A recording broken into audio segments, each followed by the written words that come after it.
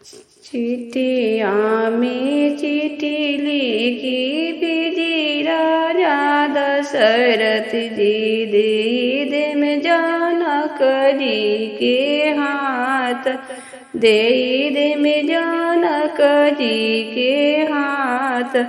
पनावा से मरावा छावाए में मेरे समाधि जी, जहाँ जाइए ब्याहन श्री राम, जहाँ जाइए ब्याहन श्री राम।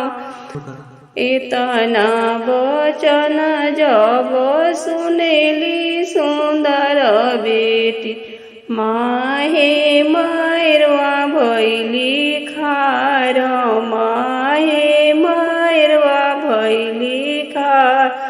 आमा से पूछली कि गो बचनिया, सुनिया माँ बचन हमार।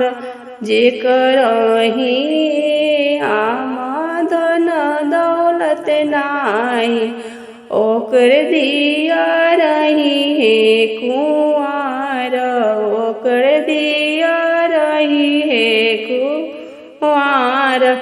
जनी बेटी सोचहु, जनी बेटी विचारहु, अभी बारे पापा तोहार, अभी बारे पापा तोहार।